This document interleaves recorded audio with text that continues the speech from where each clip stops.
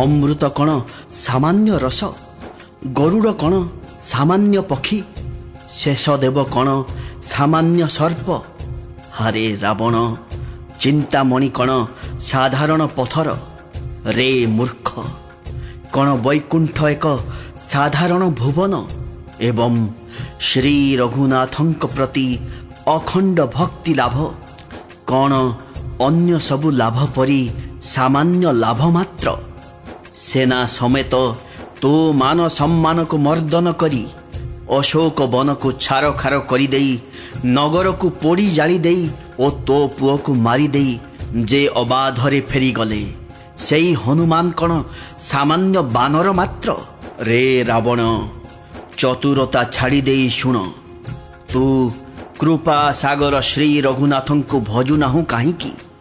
आरे दुष्ट, तू जदि श्रीरामंकर बैरी होई रहिबु तेबे तोते ब्रह्मा कि रुद्र केही रक्षा करि परिबे नाही। रे मूढ़, वृथा गालु मार नाही। श्रीरामंक सहित शत्रुता कले तो अवस्था एया हेब जे श्रीरामंक बाण बाजू बाजू तोर मुंड गुड़ाक सही बानर मानंक आगरे भूई रे गड़ी जीव एवं एही भालू ओ बानर माने तोर सही मुंड गुड़ाकू पेंडु परी गोड़े गड़े गड़े खेलिबे। युद्धरे श्री रघुनाथ जेतेबेले कुपित होई जिबे एवं जेतेबेले तांकर अत्यंत भयंकर बाण मान अगणित संख्यारे छुटी आसीबो सेतेबेले तोर ए गालू चलिबो तो? ए कथा को विचार करी उदार प्रभु श्रीराम को भज। अंगदंक कथा शुणी रावण जलंता निआरे घिओ पड़गला भली भीषण क्रोधरे जली उठिला। से कहिला, रे मूर्ख, मोर कुंभकर्ण परी भाई अछि, पुणी सुप्रसिद्ध इंद्रजित हेउछि मो पुओ। या छड़ा मो पराक्रम तू तो आदौ शुणी नाहु। की चर की अचर संपूर्ण जगतटाकू मो जय करि सारिछि। रे दुष्ट, बानर मानक साहाय्यरे तो प्रभु समुद्रटाकू बांधी देला, एतिकी तो ता सामर्थ्य? आरे अनेक पक्षी मध्य समुद्र लंघी जाउछंती, तेणु एतिकिरे कई शूरवीर होई जाए नहीं। आरे मूर्ख मांकड़, शुण, मोर प्रत्येक बाहु होउछि बल रूपक जलरे पूर्ण होइथिबा गोटिए गोटिए समुद्र। सेई सबु समुद्र रे अनेक शूरवीर देवता और मनुष्य बुड़ी मरिछंती। कहिलु एपरि केउ वीर अछि जे कि मोर एही 20टा जाक अगाध अपार समुद्र को पारी होई जिवो? आरे दुष्ट, मु दिगपाल मानक द्वारा पानी बुहाइछि, आउ तू गोटे रजार सुजोश मते शुणाउछु। तू जो प्रभुर गुण को बारंबार गाई हेउछु, तोर सही प्रभु जदि संग्राम रे एते लढ़िला बाला तेबे से दूत पठाउछि काहींकी? शत्रु साथी रे प्रीति करिवाकू ताकू लज्जा लागु नाही? आग कैलास मंथनकारी मोर एही बाहु गुड़ाकू देख, तापरे जाई तो प्रभुर प्रशंसा गाइबु जे निज हाथरे निज मुंड गुड़ाक काटी अत्यंत हर्षर सहित बहु बार अग्नि रे आहुति देइछि। सेही रावण परि शूरवीर आउ किए अछि? स्वयं गौरीपति शिव हेउछंती ए कथार साक्षी। मुंड गुड़िक जलिबा समय मु मो ललाटरे थिबा विधातांक लिखन पढ़ी देखिथिली। सेथिरे लेखा थिला, मनुष्य हाथरे मोर मृत्यु हेब। विधातांक बाणी असत्य हेब जानी मते हस मारिला। से कथा जानी भी मते भय लागुनी, कारण मु जाने जे ब्रह्मा बुढ़ा होई गलेनी। मति भ्रम हेतु एपरी लेखि देइछंती। अरे मूर्ख, तू लज्जा और मर्यादा छाड़ी मो आगरे अन्य वीरर बल बारंबार बखाणी होउछु। अंगद कहिले, अरे रावण, तो परी लज्जावंत लोक तो जगत रे नाही। लज्जाशीलता तो तोर सहज स्वभाव। ତା ହୋଇନଥିଲେ ତୁ ନିଜ ମୁହଁରେ ନିଜ ଗୁଣ ଆଦୌ କହୁନଥାନ୍ତୁ। ମୁଣ୍ଡ କାଟିବା ଓ କୈଳାସ ଉଠାଇ ଆଣିବା କଥାଟା ତ ମନରେ ବସା ବାନ୍ଧି ରହିଯାଇଛି। ତେଣୁ ଏହା ମଧ୍ୟରେ ତୁ ସେହି କଥା 20 ଥର କହିସାରିଲୁଣି। କିନ୍ତୁ ତୁ ଯେଉଁ ବାହୁବଳରେ ସହସ୍ର ବାହୁ ବଳି ଓ ବାଳୀଙ୍କୁ ଜୟ କରିଥିଲୁ, ସେସବୁ କଥା ମନ ଭିତରେ ଲୁଚାଇ ରଖିଛୁ। ଆରେ ମନ୍ଦ ବୁଦ୍ଧି, ସେତିକି କହିଥା। କ'ଣ ମୁଣ୍ଡ କାଟିଦେଲେ କେହି ବୀର ହୋଇଯାଏ? ଯାଦୁକର ତ ନିଜ ହାତରେ ତାର ସାରା ଦେହଟା କାଟି ପକାଏ, ହେଲେ ତାକୁ ତ କେହି ବୀର ବୋଲି କହନ୍ତି ନାହିଁ।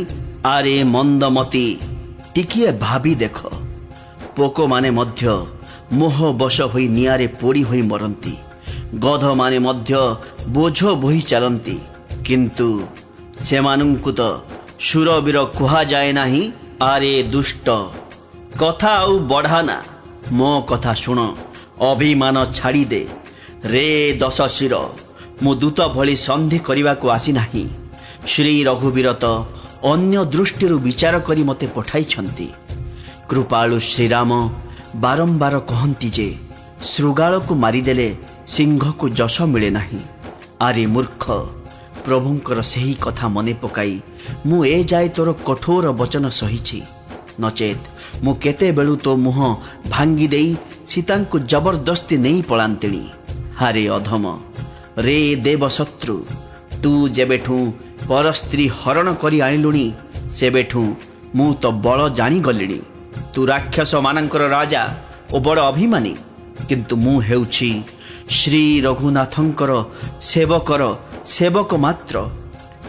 ମୁଁ ଯଦି ଶ୍ରୀରାମଙ୍କ ଅପମାନକୁ ଡରୁନଥାନ୍ତି, ତେବେ ତୋରି ଆଖି ଆଗରେ ଏବେ ମୁଁ ଏଭଳି ତାମସା କରନ୍ତି ଯେ ତତେ ତଳେ କଚାଡ଼ି ଦେଇ ତୋ ସେନାକୁ ସଂହାର କରି ତୋ ନଗର ନଷ୍ଟ ଭ୍ରଷ୍ଟ କରିଦେଇ ତୋ ଯୁବତୀ ସ୍ତ୍ରୀମାନଙ୍କ ସହିତ ଜାନକୀଙ୍କୁ ନେଇ ପଳାନ୍ତି। ଏପରି କଲେ ଏଥିରୁ ଯଶ ମିଳିବନି। ମଲାଟାକୁ ମାରିଦେବାରେ କୌଣସି ପୌରୁଷ ନାହିଁ। ବାମମାର୍ଗୀ, କାମୁକ, କୃପଣ, ଅତି ମୂଢ଼, ଅତି ଦରିଦ୍ର, ନିନ୍ଦିତ, ଅତି ବୃଦ୍ଧ, ଚିରରୋଗୀ, ଚିରକ୍ରୋଧୀ, ବିଷ୍ଣୁ ବିମୁଖ, ବେଦ ଓ ସନ୍ଥଙ୍କ ବିରୋଧୀ, ସ୍ୱଉଦର ପୋଷକ, ପର ନିନ୍ଦୁକ ଓ ମହାପାପୀ, ଏହି 14 ପ୍ରକାର ପ୍ରାଣୀ ଜି ଥାଉଁ ଥାଉଁ ବି ମଲା ସମାନ। ହାରେ ଦୁଷ୍ଟ, ଏହା ବିଚାର କରି ମୁଁ ତତେ ମାରୁନି। ତୁ ଆଉ ମୋ କ୍ରୋଧ ବଢ଼ାନା। ଅଙ୍ଗଦଙ୍କ ବଚନ ଶୁଣି ରାକ୍ଷସ ରାଜ ରାବଣ ଦାନ୍ତ ଓଠ କାମୁଡ଼ି କ୍ରୋଧରେ ହାତ ମଳିମଳି କହିଲା, ଆରେ ନିଜ ବାନର, ଏଥର ତୁ ମରିବାକୁ ଚାହୁଁଛୁ? ସେଇଥିପାଇଁ ଛୋଟ ମୁହଁରେ ଏତେ ବଡ଼ ବଡ଼ କଥା କହୁଛୁ। ଆରେ ମୂର୍ଖ ବାନର, ତୁ ଯାହା ବଳରେ ଏସବୁ କର୍କଶ ବଚନ କହିଯାଉଛୁ, ତାଠାରେ ବଳ, ବୁଦ୍ଧି, ପ୍ରତାପ, ତେଜ କିଛି ବି ନାହିଁ। ସେଇଟା ଗୁଣହୀନ ଓ ମାନହୀନ ବୋଲି ଜାଣି ତା ବାପା ତାକୁ ବନବାସକୁ ପଠାଇଦେଲା। ତାର ସେହି ଦୁଃଖ ସାଙ୍ଗକୁ ପୁଣି ଯୁବତୀ ସ୍ତ୍ରୀର ବିଚ୍ଛେଦ ଏବଂ ତା ସାଙ୍ଗକୁ ପୁଣି ମୋ ଭୟ ତାକୁ ଦିନ ରାତି ଘାରୁଛି।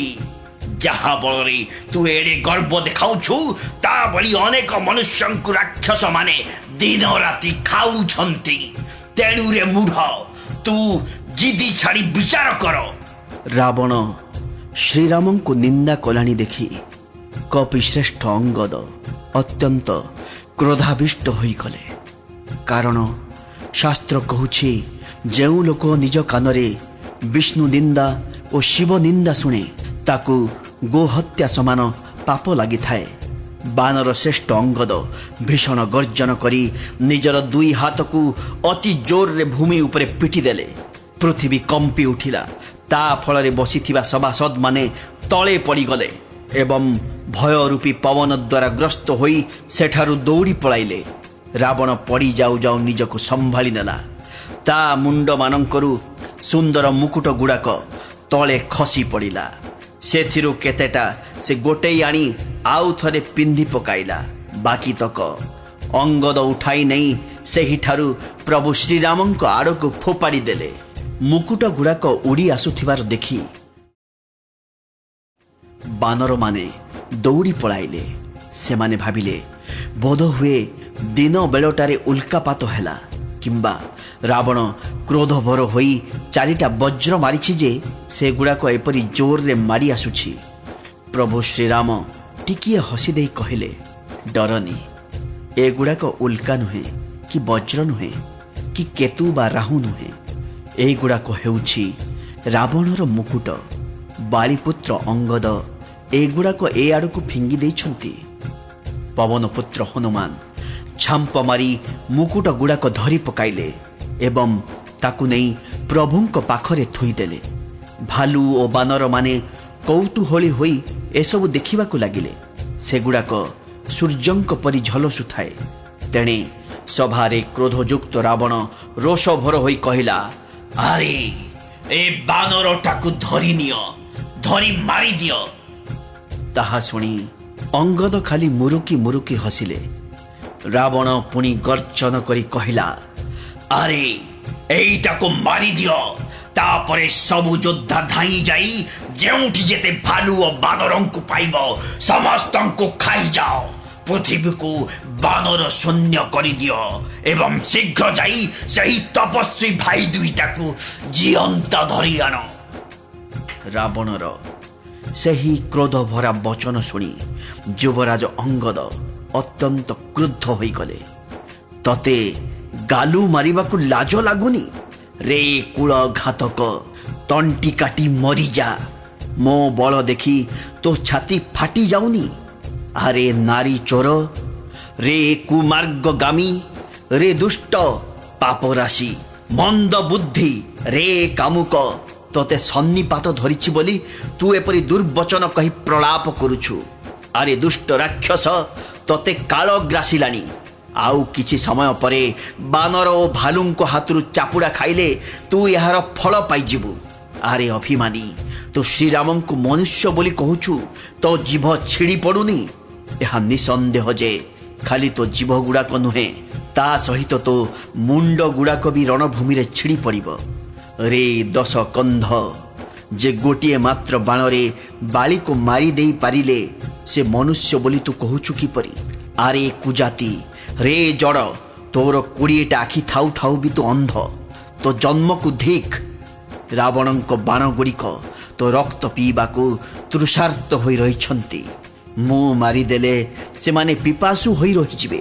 ଏହି ଭୟରେ ରେ କଟୁଭାଷୀ ନୀଚ ରାକ୍ଷସ, ମୁଁ ତୋତେ ଛାଡ଼ି ଦେଉଛି। ମୁଁ ତୋ ଦାନ୍ତ ଭାଙ୍ଗି ଦେଇଥାନ୍ତି, କିନ୍ତୁ ଶ୍ରୀ ରଘୁନାଥ ମୋତେ ସେତିକି ଆଦେଶ ଦେଇନାହାନ୍ତି।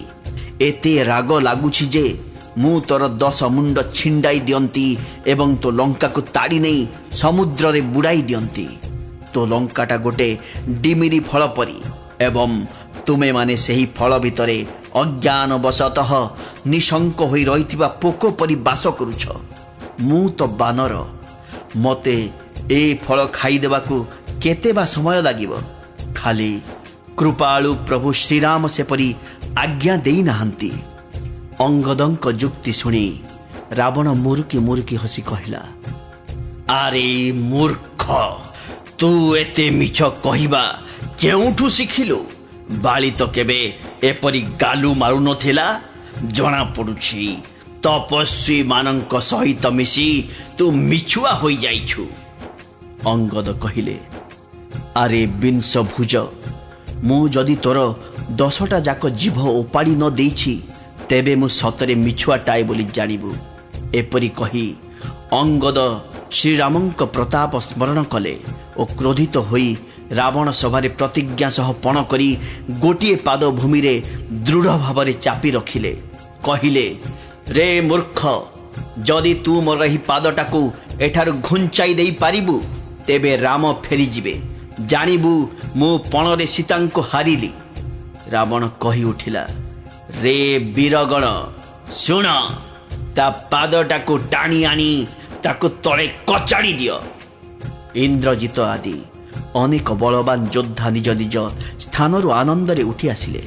ସେମାନେ ସକଳ ବଳ ଖଟାଇ ଅଙ୍ଗଦଙ୍କ ପାଦ ଟାଳିବାକୁ ଚେଷ୍ଟା କଲେ, କିନ୍ତୁ ସେ ପାଦ ଟିକିଏ ବି ଘୁଞ୍ଚିଲା ନାହିଁ।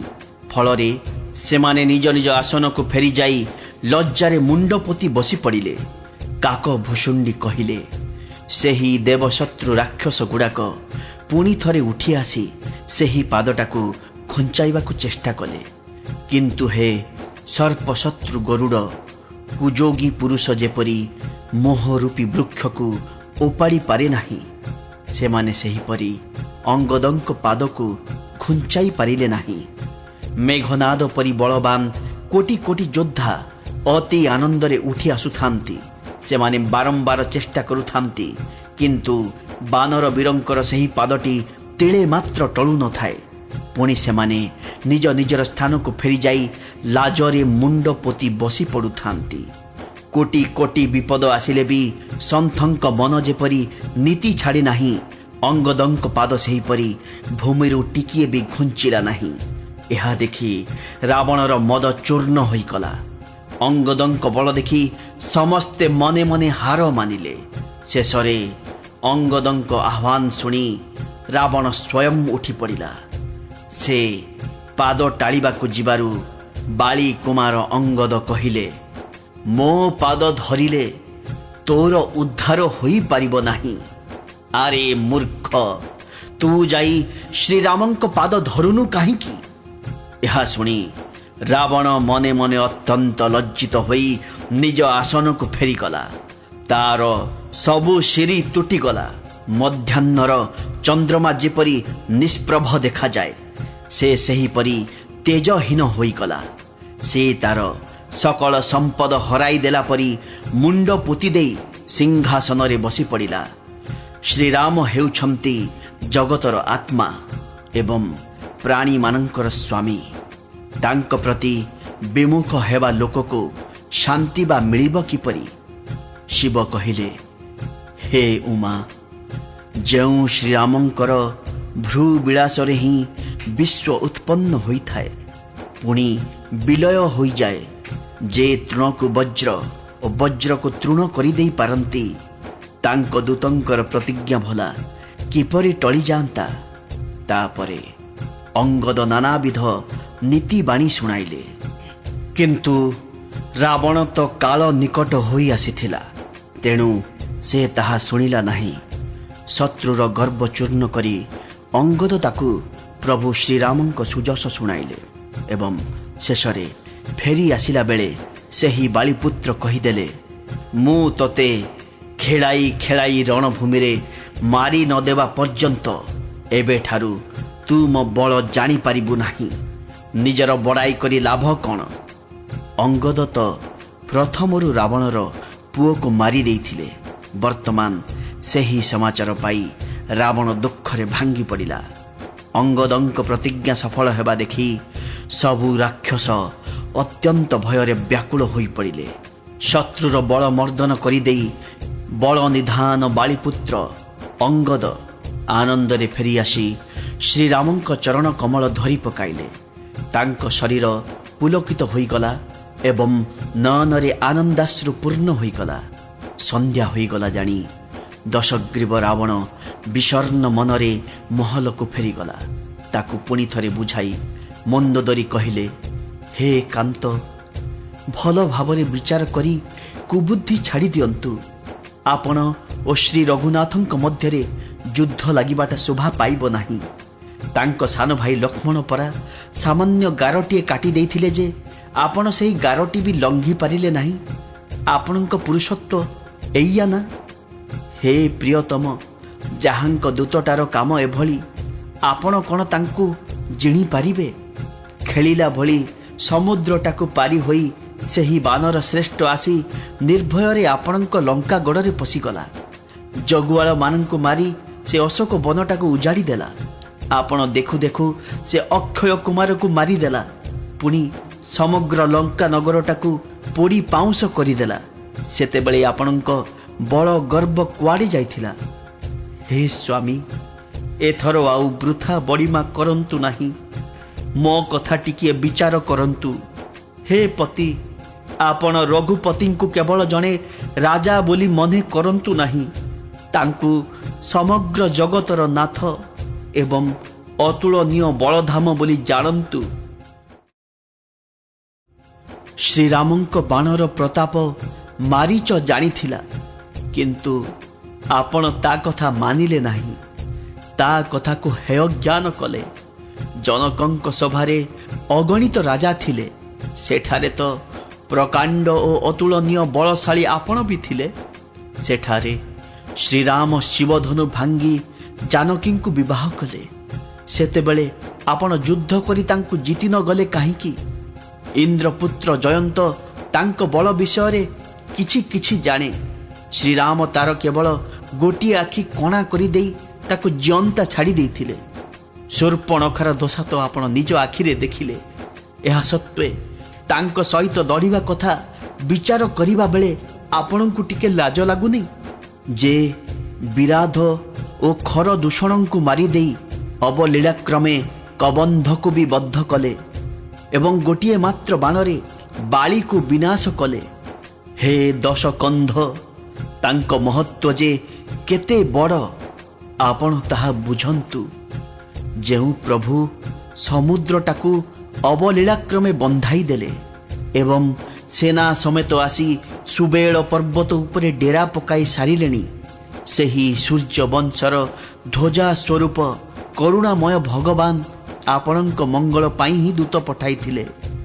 ହାତୀ ପଲରେ ସିଂହ ପଶିଗଲା ପରି ଯେ ଆପଣଙ୍କ ସଭା ମଝିରେ ପଶି ଆପଣଙ୍କ ବଳକୁ ମନ୍ଥନ କରିଦେଲା, ସେଭଳି ରଣଧୀର ଅଙ୍ଗଦ ଓ ହନୁମାନ ଯାହାଙ୍କର ସେବକ। ହେ ପତିଦେବତା, ଆପଣ ତାଙ୍କୁ ବାରମ୍ବାର ମନୁଷ୍ୟ ବୋଲି କହି ଚାଲିଛନ୍ତି। ଆପଣ ବୃଥାଟାରେ ଏହି ମାନ, ମମତା ଓ ମଦର ବୋଝ ବହନ କରିଛନ୍ତି। ହାୟ ପ୍ରିୟତମ, ଶେଷରେ ଆପଣ ଶ୍ରୀରାମଙ୍କୁ ବିରୋଧ କଲେ। କାଳର ବଶ ହୋଇଥିବାରୁ ଆପଣଙ୍କ ଜ୍ଞାନ ଉଦୟ ହେଲା ନାହିଁ। କାଳ ଯାହାକୁ ଦଣ୍ଡ ଧରି ମାରେ ନାହିଁ, କେବଳ ଧର୍ମ, ବଳ, ବୁଦ୍ଧି ଓ ବିବେକ ହରଣ କରିନିଏ। ହେ ସ୍ୱାମୀ, ଯାହାର କାଳ ନିକଟ ହୋଇ ଆସେ, ଆପଣଙ୍କ ପରି ତାର ମତିଭ୍ରମ ହୋଇଯାଏ। ଆମର 2ଟା ପୁଅ ମରିଗଲେ, ନଗରଟା ପୋଡ଼ିଗଲାଣି। ହେ ପ୍ରିୟତମ, ଏବେ ବି ସମୟ ଅଛି।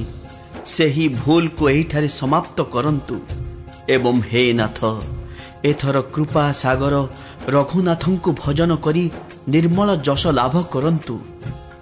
ସ୍ତ୍ରୀର ବଚନ ରାବଣକୁ ବାଣ ତୁଲ୍ୟ ଲାଗିଲା। ସେ ରାତି ପାହୁ ପାହୁ ସଭା କକ୍ଷକୁ ଚାଲିଗଲା ଏବଂ ସକଳ ଭୟ ଭୁଲିଯାଇ ଅତ୍ୟନ୍ତ ଅଭିମାନରେ ଫୁଲି ଉଠି ସିଂହାସନରେ ବସି ପଡ଼ିଲା। ଏପଟେ ସୁବେଳ ପର୍ବତରେ ଶ୍ରୀରାମ ଅଙ୍ଗଦଙ୍କୁ ଡକାଇଲେ। ସେ ଯାଇ ପ୍ରଭୁଙ୍କ ଚରଣ କମଳରେ ପ୍ରଣାମ କଲେ। ତାଙ୍କୁ ବଡ଼ ଆଦରରେ ପାଖରେ ବସାଇ ଖରଶତ୍ରୁ କୃପାଳୁ ଶ୍ରୀରାମ ହସି ହସି କହିଲେ, ହେ ବାଳିପୁତ୍ର, ମୋତେ ଗୋଟିଏ କଥା ବଡ଼ କୌତୂହଳ ଲାଗୁଛି, ତେଣୁ ମୁଁ ତୁମକୁ ପଚାରୁଛି। ହେ ବତ୍ସ, ସତ କହିବ, ଯେଉଁ ରାବଣ ରାକ୍ଷସ କୁଳର ଶ୍ରେଷ୍ଠ ଓ ଯାହାର ଅତୁଳନୀୟ ବାହୁବଳ ସାରା ଜଗତରେ ପ୍ରସିଦ୍ଧ, ତୁମେ ତାର ଯେଉଁ 4ଟି ମୁକୁଟ ଏ ଆଡ଼କୁ ଫୋପାଡ଼ି ଦେଲ, ସେଗୁଡ଼ିକ ପାଇଲ କିପରି? ଅଙ୍ଗଦ କହିଲେ, ହେ ସର୍ବଜ୍ଞ, ହେ ଶରଣାଗତ ବତ୍ସଳ, ଶୁଣନ୍ତୁ, ସେଗୁଡ଼ିକ ମୁକୁଟ ନୁହେଁ, ସେଗୁଡ଼ିକ ତ ରାଜାଙ୍କର ଚତୁର୍ବିଧ ଗୁଣ। ହେ ନାଥ, ବେଦଗଣ କହନ୍ତି ଯେ ରାଜାଙ୍କ ହୃଦୟରେ ସାମ, ଦାନ, ଦଣ୍ଡ ଓ ଭେଦ ଏହିପରି ଚତୁର୍ବିଧ ଗୁଣ ନିବାସ କରେ। ଆପଣଙ୍କ ଚରଣ ଏହି 4ଟି ନୀତି ଧର୍ମରେ ସୁଶୋଭିତ। ରାବଣଠାରେ ଧର୍ମ ନାହିଁ ବୋଲି ଜାଣି ସେହି 4ଟି ଯାକ ଗୁଣ ଆପଣଙ୍କ ନିକଟକୁ ଚାଲି ଆସିଲେ। 10 ଶିର ରାବଣ ଧର୍ମହୀନ। ସେ ପ୍ରଭୁଙ୍କ ଚରଣ ପ୍ରତି ବିମୁଖ ଏବଂ ତାକୁ କାଳ ଗ୍ରାସ କଲାଣି। ତେଣୁ ହେ କୌଶଳ ରାଜ, ସେହି ଗୁଣଗୁଡ଼ିକ ରାବଣକୁ ଛାଡ଼ି ଆପଣଙ୍କ ନିକଟକୁ ଚାଲି ଆସିଲେ। ଅଙ୍ଗଦଙ୍କର ଚତୁର ଉକ୍ତି ଶୁଣି ଉଦାର ଶ୍ରୀରାମ ହସିଲେ। ତାପରେ ବାଳିପୁତ୍ର ଲଙ୍କାଗଡ଼ର ସବୁ ସମାଚାର ଶୁଣାଇଲେ। ଶତ୍ରୁର ସକଳ ସମାଚାର ମିଳିଯିବ ପରେ ଶ୍ରୀରାମ ସବୁ ମନ୍ତ୍ରୀଙ୍କୁ ପାଖକୁ ଡକାଇ ଆଣିଲେ ଏବଂ କହିଲେ, ଲଙ୍କାଗଡ଼ର 4ଟି ଦୁର୍ଗମ ଦ୍ୱାର ରହିଛି। ସେଗୁଡ଼ିକ ଉପରେ କିପରି ଆକ୍ରମଣ କରାଯିବ ସେ ବିଷୟରେ ବିଚାର କରନ୍ତୁ। ତାହା ଶୁଣି ବାନର ରାଜ ସୁଗ୍ରୀବ, ଭଲ୍ଲୁକ ରାଜ ଜାମ୍ବବାନ ଏବଂ ବିଭୀଷଣ ସୂର୍ଯ୍ୟକୂଳର ଭୂଷଣ ଶ୍ରୀ ରଘୁନାଥଙ୍କୁ ସ୍ମରଣ କରି ସେହି ବିଷୟରେ ବିଚାର ବିମର୍ଶ କଲେ ଏବଂ ଉପାୟ ସ୍ଥିର କଲେ। ସେମାନେ ବାନର ସେନାକୁ 4ଟି ଦଳରେ ବିଭକ୍ତ କରିଦେଲେ ଏବଂ ପ୍ରତ୍ୟେକ ଦଳ ପାଇଁ ଯଥାଯୋଗ୍ୟ ସେନାପତି ନିଯୁକ୍ତ କରିଦେଲେ। ତାପରେ ସବୁ ଯୁଦ୍ଧପତିଙ୍କୁ ଡକାଇ ପ୍ରଭୁଙ୍କ ପ୍ରତାପ ଶୁଣାଇ ସମସ୍ତଙ୍କୁ ସେମାନଙ୍କ କର୍ତ୍ତବ୍ୟ ବୁଝାଇଦେଲେ। ତାହା ଶୁଣି ବାନରମାନେ ସିଂହ ପରି ଗର୍ଜନ କରି ଧାଇଁଲେ। ସମସ୍ତେ ଆନନ୍ଦର ସହିତ ଯାଇ ଶ୍ରୀରାମଙ୍କ ଚରଣରେ ମସ୍ତକ ଅବନତ କଲେ ଏବଂ କୌଶଳ ରାଜ ରଘୁବୀର କି ଜୟ ବୋଲି ଧ୍ୱନି ଦେଇ ଭଲ୍ଲୁକ ଓ ବାନର ଆଦି ସବୁ ବୀର ଗର୍ଜନ କରି ଯୁଦ୍ଧ ଡାକରା ଦେଇ ବିଭିନ୍ନ ପର୍ବତ ଶିଖର ଉଠାଇ ଧରି ଲଙ୍କା ଆଡ଼କୁ ମାଡ଼ି ଚାଲିଲେ। ଲଙ୍କାଗଡ଼ ଅତ୍ୟନ୍ତ ଅଜୟ ବୋଲି ଜାଣି ସୁଦ୍ଧା ବାନର ସେନା ଶ୍ରୀରାମଙ୍କ ମହିମାରୁ ନିର୍ଭୟ ହୋଇ ମାଡ଼ି ଚାଲିଲେ। ସେମାନେ ଚତୁର୍ଦିଗରୁ ଘୋଟି ଆସୁଥିବା ମେଘମାଳା ପରି ଲଙ୍କାଗଡ଼କୁ ଚାରିପଟୁ ଘେରିଗଲେ ଏବଂ ନିଜ ନିଜ ତୁଣ୍ଡରେ ହିଁ ରଣବାଦ୍ୟ ଓ ଭେରି ଆଦି ବଜାଇବାକୁ ଲାଗିଲେ। ସେହି ମହାବଳଶାଳୀ ବାନର ଓ ଭଲ୍ଲୁକମାନେ ଉଚ୍ଚ ସ୍ୱରରେ ଶ୍ରୀରାମ କି ଜୟ, ଲକ୍ଷ୍ମଣ କି ଜୟ ଏବଂ ବାନର ରାଜ ସୁଗ୍ରୀବଙ୍କର ଜୟ ଏଭଳି ସିଂହନାଦ ଦେବାକୁ ଲାଗିଲେ। ଲଙ୍କାରେ ଚହଳ ପଡ଼ିଗଲା। ତାହା ଶୁଣି ପ୍ରଚଣ୍ଡ ଅହଙ୍କାରୀ ରାବଣ କହିଲା, ବାନର ଗୁଡ଼ାଙ୍କର ଧୃଷ୍ଟତା ଦେଖ। ଏପରି କହି ସେ ହସି ହସି ରାକ୍ଷସ ସେନାକୁ ଡକାଇଲା। କହିଲା, ଏ ବାନର ଗୁଡ଼ାକ କାଳ ଦ୍ୱାରା ପ୍ରେରିତ ହୋଇ ଚାଲି ଆସିଛନ୍ତି। ମୋ ରାକ୍ଷସମାନେ ଭାରି ଭୋକିଲା। ସେମାନେ ଘରେ ବସି ଥାଉ ଥାଉ ବିଧାତା ସେମାନଙ୍କ ପାଖକୁ ଖାଦ୍ୟ ପଠାଇଦେଲା। ଏପରି କହି ସେ ମୂର୍ଖ ଠୋ ଠୋ ହୋଇ ହସିଲା। କହିଲା, ହେ ବୀରଗଣ, ସମସ୍ତେ ଚାରିଆଡ଼େ ମାଡ଼ିଯାଅ ଏବଂ ସେଇ ଭାଲୁ ଓ ମାଙ୍କଡ଼ ଗୁଡ଼ାଙ୍କୁ ଧରି ଖାଇଯାଅ। ଶିବ କହିଲେ, ହେ ଉମା, ଟେଣ୍ଟେଇ ଚଢ଼େଇ ଯେପରି ଆକାଶଟାକୁ ଟେକି ଧରିଛି ଭାବି ଉପରକୁ ଗୋଡ଼ ଟେକି ଶୁଏ, ରାବଣର ସେହିପରି ଅଭିମାନ ରହିଥାଏ। ରାକ୍ଷସମାନେ ଆଜ୍ଞା ନେଇ ଏବଂ ହାତରେ ଭିଣ୍ଡିପାଳ, ବର୍ଚ୍ଛା, ତୋମର, ମୁଦ୍ଗର, ଭୟଙ୍କର ଫାର୍ସା, ଶୂଳ, ଦିଧାରୁଆ ଖଣ୍ଡା, ପରିଘ ଓ ବଡ଼ ବଡ଼ ପଥର ଖଣ୍ଡ ଧରି ଚାଲିଲେ।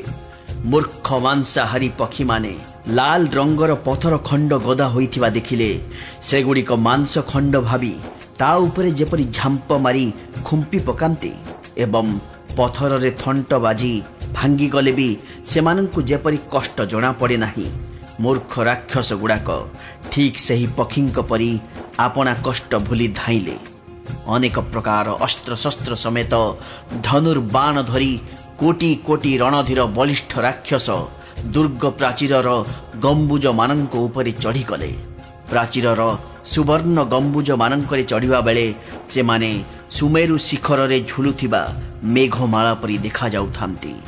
ରଣଦୁନ୍ଦୁଭି ଓ ରଣ ଢକ୍କା ବାଜୁଥାଏ। ସେହି ସବୁ ଯୁଦ୍ଧବାଦ୍ୟର ଧ୍ୱନି ଶୁଣି ଯୋଦ୍ଧାମାନଙ୍କ ମନରେ ଲଢ଼ିବା ପାଇଁ ଅଧିକ ଉତ୍ସାହ ଜାତ ହେଉଥାଏ। ସେମାନେ ଗମ୍ବୁଜ ଉପରେ ଚଢ଼ି ବିରାଟକାୟ ବାନର ଓ ଭଲ୍ଲୁକ ଯୋଦ୍ଧାମାନଙ୍କ ଆଡ଼କୁ ଚାହିଁଲେ। ସେମାନେ ଦେଖିଲେ ଯେ ଭାଲୁ ଓ ବାନରମାନେ ମାଡ଼ି ଆସୁଛନ୍ତି। ବାଟ ଅବାଟ, ଖାଲ ଢିପ ଆଦି କୌଣସି ଘାଟିକୁ ଭ୍ରୂକ୍ଷେପ କରୁନାହାନ୍ତି। ପାହାଡ଼ ଗୁଡ଼ାକୁ ଧରି ଫାଡ଼ି ଦେଉଛନ୍ତି ଯେ ତା ଭିତରେ ସେମାନଙ୍କ ପାଇଁ ବାଟ ଖୋଲି ଯାଉଛି। କୋଟି କୋଟି ଯୋଦ୍ଧା ଦାନ୍ତ କଡ଼ମଡ଼ କରି ଗର୍ଜୁଛନ୍ତି। ସେମାନେ ଦାନ୍ତ ପାଟି କାମୁଡ଼ି ଖୁବ୍ ଧମକ ଚମକ ଦେଉଛନ୍ତି। ସେପଟୁ ରାବଣର ଓ ଏପଟୁ ଶ୍ରୀରାମଙ୍କର ଜୟଧ୍ୱନି ଶୁଭୁଥାଏ। ଜୟ ଜୟକାର ଧ୍ୱନି ଉଠୁ ଉଠୁ ଯୁଦ୍ଧ ଆରମ୍ଭ ହୋଇଗଲା। ରାକ୍ଷସମାନେ ପର୍ବତ ଶିଖର ଭାଙ୍ଗି ଫୋପାଡ଼ୁଥାନ୍ତି। ବାନରମାନେ ଝାମ୍ପ ଦେଇ ସେସବୁ ଧରି ପକାଇ ସେହିଗୁଡ଼ାକୁ ହିଁ ଓଲଟା ରାକ୍ଷସ ଉପରଙ୍କୁ ଫୋପାଡ଼ୁଥାନ୍ତି। ବିରାଟକାୟ ବାନର ଓ ଭଲ୍ଲୁକମାନେ ପର୍ବତର ଶିଳାଖଣ୍ଡମାନ ଉଠାଇ ନେଇ ଗଡ଼ ଉପରକୁ ନିକ୍ଷେପ କରୁଥାନ୍ତି। ସେମାନଙ୍କ ମଧ୍ୟରୁ କେହି କେହି ରାକ୍ଷସମାନଙ୍କ ଉପରକୁ କୁଦି ପଡ଼ୁଥାନ୍ତି ଏବଂ ସେମାନଙ୍କ ଗୋଡ଼କୁ ଧରି ବୁଲାଇ ତଳେ ପିଟି ଦେଉଥାନ୍ତି। ରାକ୍ଷସମାନେ ପଳାଇଗଲେ ବାନରମାନେ ସେମାନଙ୍କୁ ପୁଣି ଥରେ ଯୁଦ୍ଧ ଡାକରା ଦେଉଥାନ୍ତି। ଏପରି ହେଉ ହେଉ ଅନେକ କୁଶଳ ଓ ତେଜସ୍ୱୀ ବାନର ଭଲ୍ଲୁକ ଖୁବ୍ ଜୋରରେ ଡେଇଁ ଡେଇଁ କିଲାରେ ଚଢ଼ିଗଲେ ଏବଂ ବିଭିନ୍ନ ମହଲରେ ପଶି ଶ୍ରୀରାମଙ୍କ ଯଶୋଗାନ କରିବାକୁ ଲାଗିଲେ। ପୁଣି କେତେକ ବାନର ଜଣେ ଜଣେ ରାକ୍ଷସଙ୍କୁ ଟେକି ନେଇ ଯାଉଥାନ୍ତି ଏବଂ ତାକୁ କିଲା ଉପରୁ ତଳକୁ ଠେଲି ଦେଇ ନିଜେ ତା ଉପରକୁ ଡେଇଁ ପଡ଼ୁଥାନ୍ତି। ଶ୍ରୀରାମଙ୍କ ପ୍ରତାପରୁ ପ୍ରବଳ ବାନର ଦଳ ରାକ୍ଷସ ଯୋଦ୍ଧାମାନଙ୍କୁ ଦଳ ଦଳ କରି ମର୍ଦ୍ଦନ କରିଦେଲେ। ପୁଣି ଯେଉଁଠି ଇଚ୍ଛା ସେଇଠି କିଲ୍ଲାରେ ଚଢ଼ିଯାଇ ସୂର୍ଯ୍ୟତୁଲ୍ୟ ପ୍ରତାପବାନ ଶ୍ରୀ ରଘୁବୀରଙ୍କ ଜୟଗାନ କରିବାକୁ ଲାଗିଲେ। ଜୋରରେ ପବନ ବହିଲେ ମେଘମାନେ ଯେପରି ଏଣେ ତେଣେ ଉଡ଼ିଯାଆନ୍ତି, ରାକ୍ଷସ ଦଳ ସେହିପରି ପଳାୟନ କଲେ। ଲଙ୍କା ନଗରୀରେ ହାହାକାର ପଡ଼ିଗଲା। ବାଳକ ଓ ନାରୀମାନେ ଆତୁର ହୋଇ କ୍ରନ୍ଦନ କଲେ।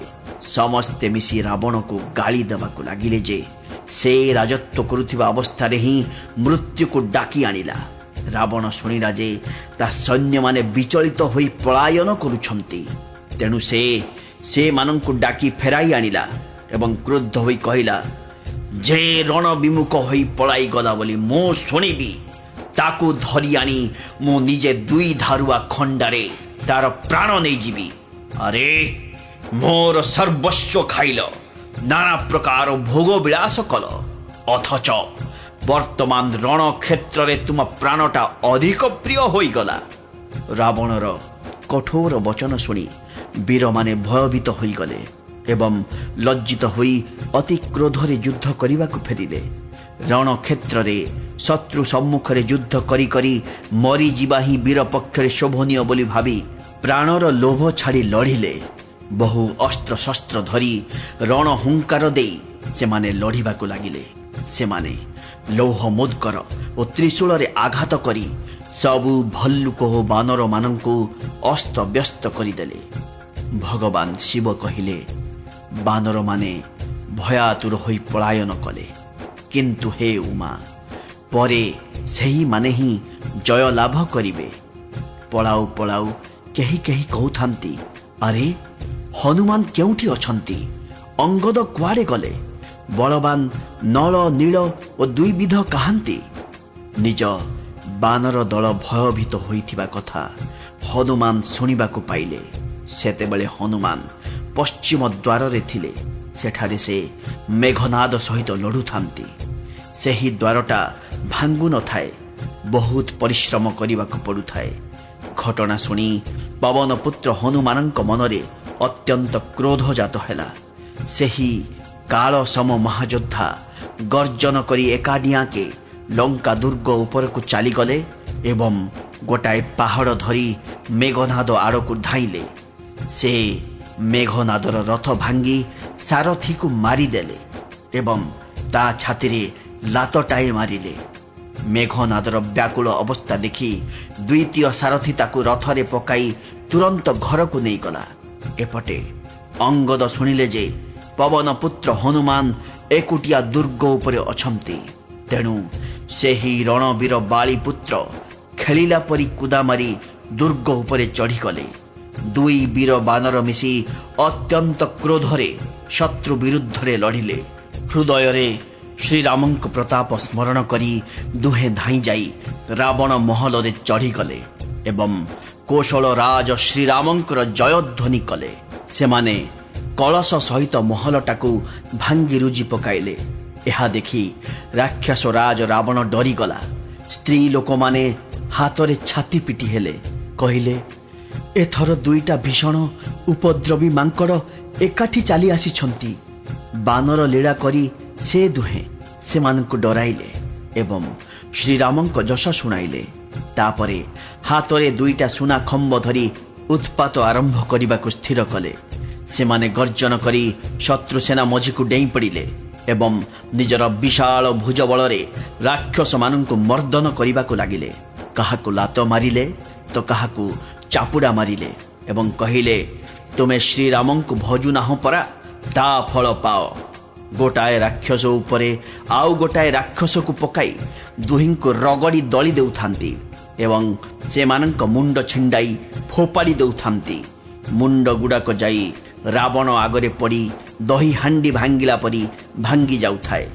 जेउ बड़ बड़ सेनापति को पाउथांती सेमानंक गोड़ धरी घुराई घुराई प्रभु श्रीरामंक आड़को फोपाड़ी देउथांती। विभीषण सेमानंक नाँ कहि देउथांती एवं प्रभु सेमानंको निज निजर धाम प्रदान करुथांती। जेउ गति पाइबाकू जोगी जन माने जाचना करुथांती ब्राह्मण मांस भक्षक दुष्ट राक्षस माने भी सही गति पाई जाउथांती। शिव कहिले, हे उमा, श्रीराम होउछंती अति कोमल हृदय ओ करुणा निधान। प्रभु भावुथांती राक्षस माने मते बैर भावरे हेले मध्य स्मरण तो करुछंती। एपरि भावरे सेमानंक अंतर कथा जानी से सेमानंकु परम गति देउथांती। हे भवानी, एपरि कृपालु आउ किए अछि कहिल? प्रभुंक स्वभाव एपरि उदार बोली जानी मध्य जो माने भ्रम त्याग करी तांकु भजन न करंती सेमाने अत्यंत मंद बुद्धि और नितांत भाग्यहीन। सही दृश्य देखी श्रीराम कहिले, अंगद और हनुमान दुर्गरे पशिछंती। से दुहें लंका विध्वंस करिबा बेले किपरि दिशुछंती सते जेपरि दुईटी मंदराचल मिसी समुद्र मंथन करुछंती। भुज बलरे शत्रु सेना को दली चकटी देबा परे दिवा शेष होई आसिबा देखी हनुमान और अंगद दुर्गरु अक्लेशरे डेई पड़िले एवं जेउठी भगवान श्रीराम अवस्थान करुथिले सेठाकु फेरी आसिले। दुहें आसी प्रभुंक चरण कमलरे मस्तक लगाई प्रणाम कले। श्रेष्ठ योद्धांकु देखी श्री रघुनाथ मने मने प्रसन्न होई गले। प्रभु कृपा दृष्टि रे चाहि दौ दौ सेमानंकर समस्त क्लांति दूर होई गला और सेमाने परम सुखी होई गले। अंगद और हनुमान फेरी गलेनी जानी वीर बानर और भल्लुक माने फेरी आसुथिले, किंतु राक्षस माने प्रदोषकालीन बल पाई रावणर जयगान करी करी बानर सेना उपरे आक्रमण करिदेले। राक्षस सेना आसी जिबा देखी बानर माने भी युद्ध को लेउटिले। सेही योद्धा माने दांत कड़मड़ करी चतुर्दिगरु प्रति आक्रमण आरंभ करिदेले। उभय पक्ष तो बलवान योद्धा माने परस्पर रण आह्वान दे भीषण भावरे लड़िले। केही हार मानिले नाही। सबु राक्षस थिले महावीर ओ देखिबाकू कला कला। बानर माने मध्य थिले विशालकाय ओ विविध रंगर। उभय दल बलवान ओ उभय पक्षर समस्कंध योद्धा माने क्रोधित होई लड़ुथांती। समस्ते वीरत्व प्रदर्शन करुथांती। सेमाने युद्ध करुथिबा बेले जना पड़ुथिला सते जेपरी पवन द्वारा प्रेरित होई वर्षा ऋतुर मेघ और शरत ऋतुर मेघ लड़ुछंती। अनिप अकंपन और अतिकाय आदि राक्षस सेनापति माने निज पक्षर सेना भांगी पड़ुथिबार देखी माया रचना कले। निमिषक मध्यरे चतुर्दिगरे घन अंधकार घोटिगला एवं रक्त पथर और पाउंस वर्षा हेबाकु लागिला। चतुर्दिगरे घन अंधकार घोटी जिबारु बानर सेनारे कोलाहल पड़ीगला। केही काहाकू देखी पारिले नाही। जे जेउठी थिले चित्कार कले। श्री रघुनाथ सबु रहस्य जानिगले। से अंगद और हनुमान को डकाई सबु कथा बुझाई देले। ताहा सुनिबा मात्रे से दुहें क्रुद्ध होई धाइले। कृपालु श्रीराम हसी हसी धनुरे गुण चढ़ाई अविलंबे अग्नि बाण छाड़ीदेले। ता फलरे आलोक खेलीगला। ज्ञानर उदय होईगले संदेह दूर होई जिबा परी कौनसी ठारे अंधार रहिला नाही। आलोक पाई भालू और बानर मानकर क्रांति और भय दूर होईगला। सेमाने उत्साहित होई धाइले। हनुमान और अंगद रणक्षेत्र रे गर्जन करी उठिले।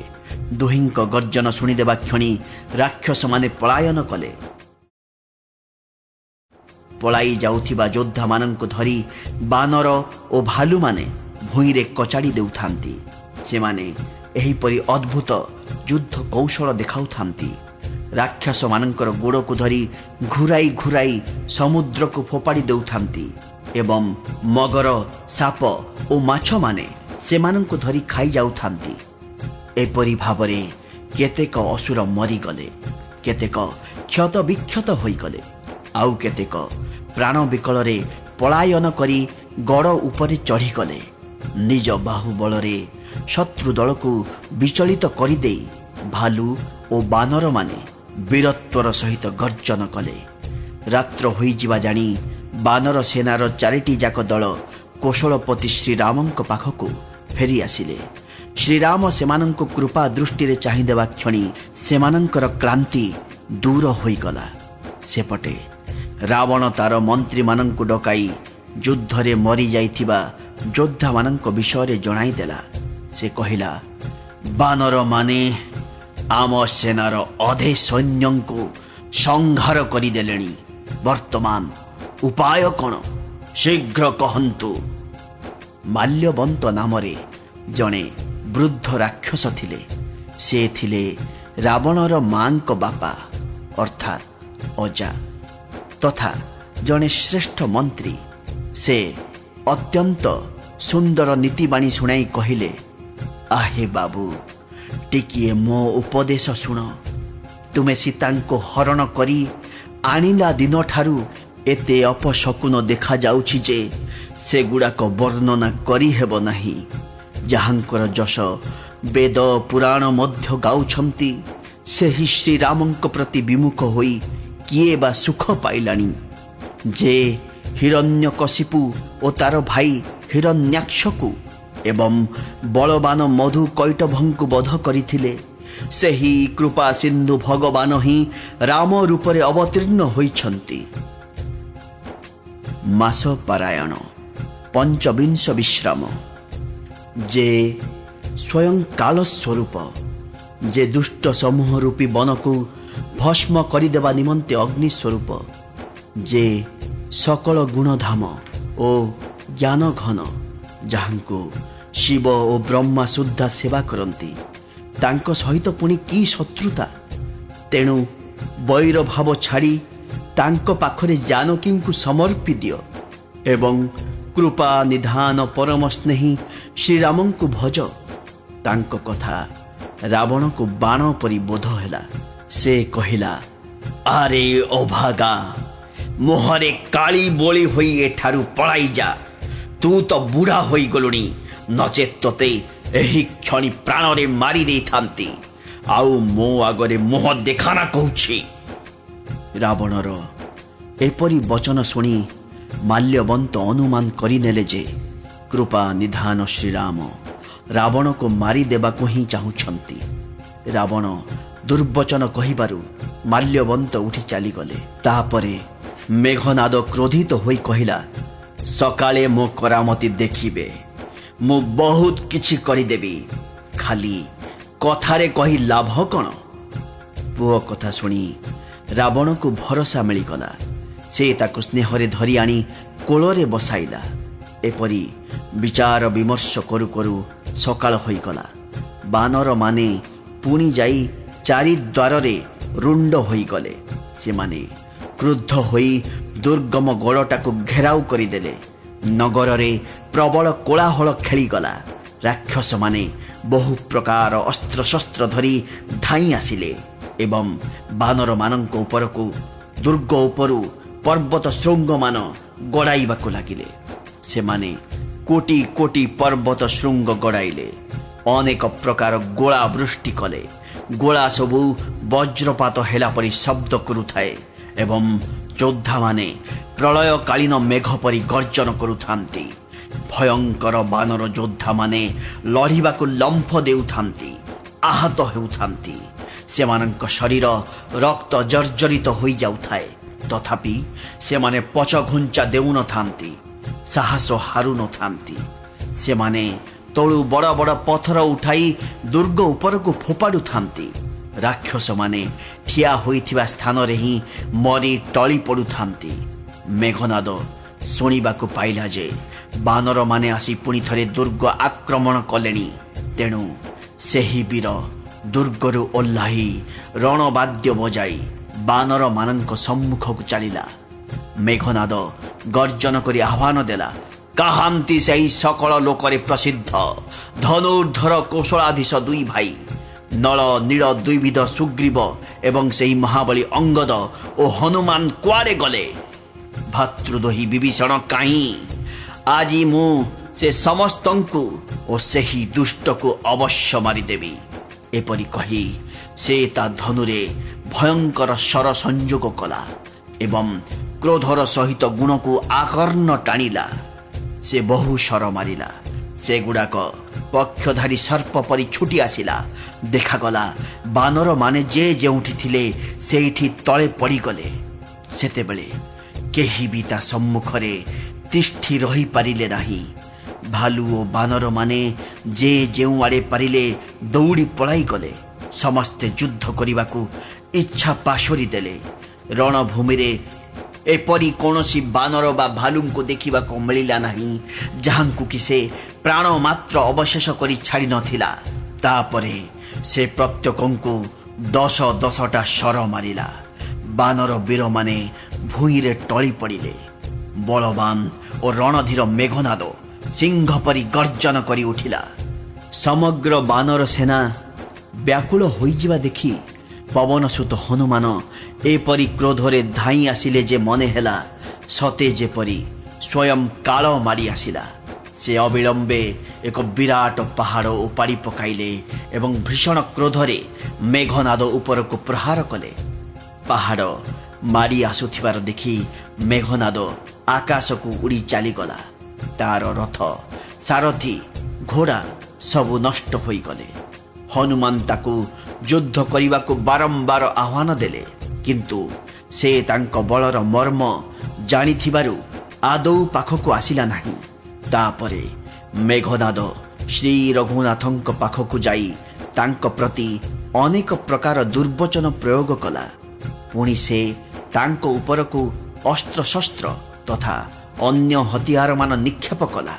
ପ୍ରଭୁ ସେସବୁକୁ ଖେଳିଲା ପରି କାଟି ପକାଇଲେ।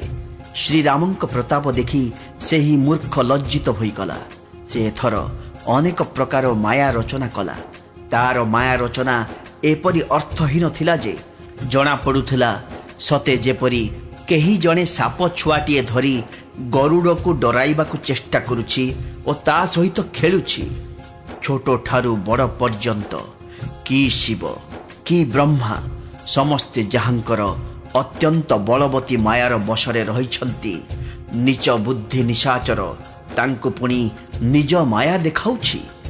ଆକାଶ ମାର୍ଗକୁ ଉଡ଼ିଯାଇ ସେ ବହୁ ଅଗ୍ନିବୃଷ୍ଟି କଲା। ତା ମାୟାରେ ଭୂମିରୁ ବିଭିନ୍ନ ଜଳଧାରା ବାହାରି ପଡ଼ିଲା। ଅନେକ ପ୍ରକାର ପିଶାଚ ପିଶାଚୁଣୀ ନାଚି ନାଚି ମାର ମାର କାଟ କାଟ କହି ହଲ୍ଲା କଲେ। ସେ କେତେବେଳେ ବିଷ୍ଠା, ପୂଜ, ରକ୍ତ, ବାଳ ଓ ହାଡ଼ ବର୍ଷା କଲା ତ କେତେବେଳେ ପଥର ବର୍ଷା କଲା।